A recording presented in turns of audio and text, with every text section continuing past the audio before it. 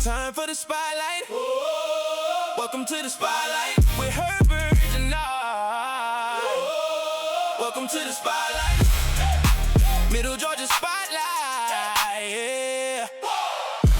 Welcome back to the Middle Georgia Spotlight, and I have with me Leon Jones, the coroner of Bibb County for how many years? 35. Well, actually, I've been in the office 35. I started in 1990, and I was elected 4, 8, 12, 16, 20, and 24. So I'm a 6-time elected coroner. You've seen a lot of dead people. Over 10,000. Now, that's just with 2 careers, the coroner's office and ambulance service. Over 10,000. Let me ask you this. How many people have been killed this year so far? 14. 14. 14. How many white? 2. The rest of them black? Yes. Any Hispanics? No. What's the problem? You've seen a lot of dead people. You've been out there when they die. Because I know you don't just let Lonnie and Ronnie go out there by themselves. You go yourself almost all of the time. Let me tell you something. It's a combination. Some of it might be gang related, but it's what I said and what I've been saying. It's anger and conflict. I've been saying that for several years. It's anger and conflict. I'm mad with you over this, over that. It's petty stuff. It's anger and conflict. Okay? Now, let me say this right here. Guns don't kill people. People kill people. they use guns most of the time. I knew it was going to happen. Oh yeah, I knew we were gonna bump heads on that. You know, me and David Lucas bumped heads on the AR-15. You know, we bumped heads over that. But he's one of my mentors and advisors, so I ain't gonna make him too mad. He brought me up in the political arena. But I tend to believe that if people could not get guns as fast as they do, it would be harder for them to do it in countries and states that have some type of system like that. The rate of killing is lower. You know we're gonna bump it. You know you're not gonna bump heads on that. You can have all the laws you want to about guns, but a criminal will find a way to get a gun. Let's be honest. I see where you're coming from, and you got a good point. You got a good point. But you cannot take someone's Second Amendment or rights away from them because they're criminal. You can't punish a law-abiding citizen for a criminal. You can have all the laws you want to. Let me just mention this. The countries all over the world where more guns are available, less people die. America it's a country that have more guns available to people, and we have some of the highest rates in the world. Right. Because there's a correlation between readily available guns and guns that you can't get easily. It doesn't matter. A criminal will find a way to get a gun. Well, I'd rather for them to work at it than just have them there, sitting there waiting on them. They're breaking your house, breaking your car. Well, you know, in this day and time, they find a way to get it, Herbert. I want them to find a way not to just have the guns just waiting on them. It's too late. It's not. You can turn it around, but anyway, we'll argue this another day. Because you know we're gonna bump heads on that. Always. Always. We always bump heads on that. Every time. That's right. Anyway, why is it Macon is about what percentage black?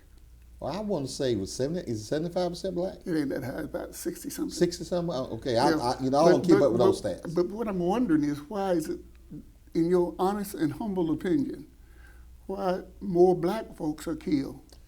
I think it's a cultural thing. Now, it used to be that way. Now, having said that, white people kill each other too. But not at the rate. But not at the rate that we kill each other. Why? I don't know. Because it's a cultural thing. It's what we do. We're quick to pull a gun.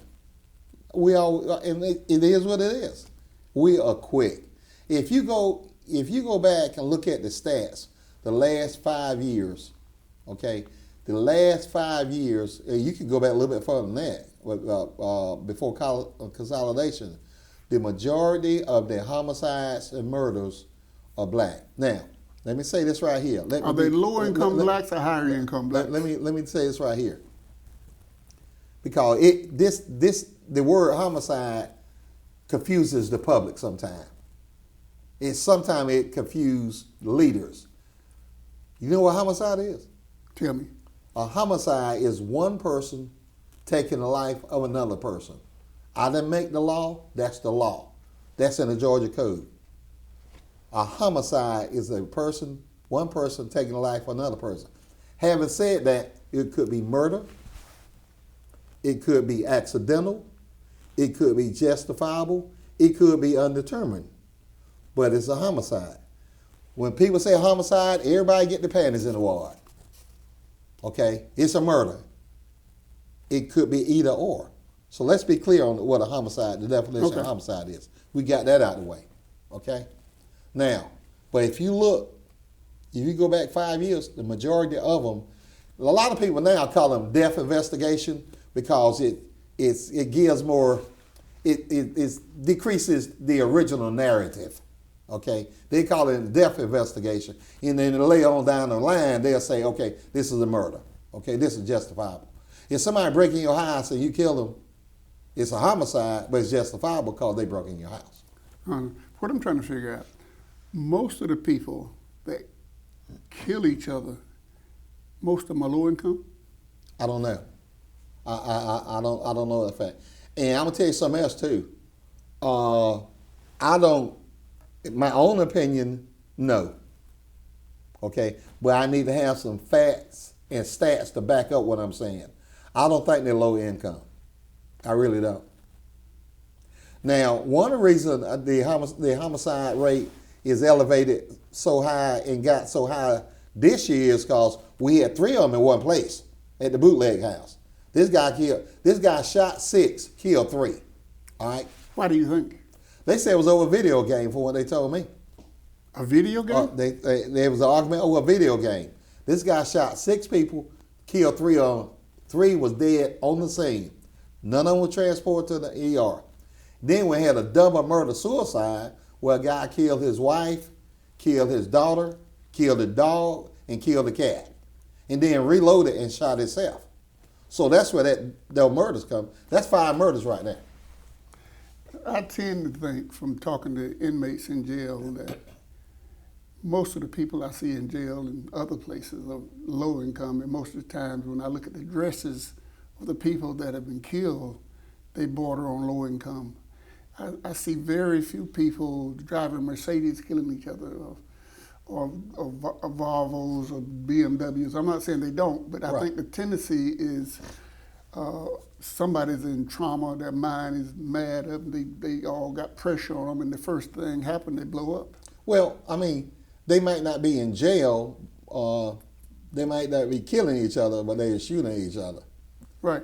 You see my commercial, in the first commercial I did in that orange jumpsuit, about 2 girls arguing over one of these right here, something you can get at Starship or either X-Mart.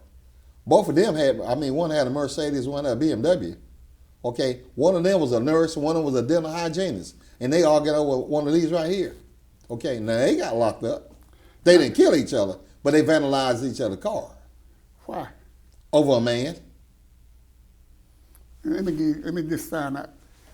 You saying they caught somebody, they thought somebody was seeing their man or their person. And they got into an argument and they vandalized each other's car. That's a tough one. It's a tough thing when you have that emotional shock. And both of them are black females. My wondering, I've been working on this 3 years and you've been doing it more than that, but I just wonder what can be done to stop it? You know, the commercials, the PSAs that you have, walk away. When you say that, all you got to do is walk away. All you got to do is think. And I've been saying, I said it before you came out with your program. Walking away is you're no less of a man or a woman walking away. Absolutely. Okay? Now, when you start talking about poverty and everything, you going to jail. Okay? You kill somebody, you are going to jail. And I say it again. I said it MLK, and I say it again, MLK Day. The jail is a septic tank. Okay? Keep your behind out of the Bibb County Jail. I had a body in the Bibb County Jail. I was at Allstate Bonding Company. I saw the fire truck and the ambulance go over there. I called the ambulance service. I said, what you got in the jail? So we got a dead body. I said, don't call Miley. I'm right across the street. I'll take it. I was in and out of that jail in 8 minutes. Okay? I called Bentley's. Bentley was on call. I said, I need a hearse in the Bibb County Jail. When Eric Douglas was backing that hearse up, I was getting out my bathtub. The only thing I'm bringing home to Sheila is Leon. I ain't bringing home no ticks, no bed bugs, no lice. Okay? It's a septic tank, and you need to stay out of jail. Whatever you need to do is stay out of the Bibb County Jail. If you're on probation, go to your probation officer. Okay? Everybody knows I bring food to the guys at the gas pumps next to Friendship Church. I've been doing it almost 50 years. My late mama used to cook for them. It's the same old guys in and out of jail, probation violations. But they're not in the jail. They're in the G-Wing, okay? All right? It doesn't matter. You still in jail. Stay out of jail. I ain't throwing nobody on the bus. Ain't nobody making dead more street racing than me, okay? But it comes a time in your life that you got to do what's right and stay out of jail. It creates a financial burden on your loved ones, okay? Most of the time, your loved one got to run their house and your house, okay? Stay out of jail. You don't want to, and nobody cares. I got family members call me every week, check on my loved one in the jail, okay? Can you check on him? I got a good working relationship with the leadership in the jail. I call down there, check on John Doe, yeah, I'll call you back about an hour. So he's okay. Does he need to go to med? Yeah, we'll carry him to the infirmary. But stay out of jail. I believe in what you're saying. I believe you should walk away. But after doing this 3 years, I've heard all kind of things from inmates in jail and everything else. What kind of things, Herbert? They don't want to be punked out. That basically, men and women. So let me get this straight. Look, we teach. You've been in with me. Right. And we teach and we tell them. But if you've been taught this since you was that high, what to do if somebody get in your face, what to do if this happened, you will always, it's not just in Macon, Georgia. Right. It's not just in the Bibb County Jail. Jails across the country is that way. And most people, and most of them is us. Well, you got to talk to the kids when like that. I do a lot of speaking. When their mother is telling them one thing and their father is telling them one thing, and they are living around their peers, and they are doing one thing, when they get out, somehow a lot of them, and you know this for a fact, they come right back. I do. The recidivity rate is high. I just don't see someone pulling the trigger over BS. They do it. I just don't see it. They do it. Now, let me tell you this here. You know for a fact, when Dr. Sims came to Macon, was you at New Pleasant Grove I was that day? there when you raised the issue. When I raised the issue, right? Absolutely. They had, I had to calm the congregation down. I raised the issue about bullying. Okay, bullying is still going on in Bibb County schools. Okay, now I know every conflict between two students are not a bullying thing, but bullying still going on. Now, having said that, ain't no parent in the world is gonna let their child be bullied and nothing be done about it. Okay, if the principal can't do anything about it, and the people on Mulberry can't do anything about it, unfortunately, the parents take it in their own hands.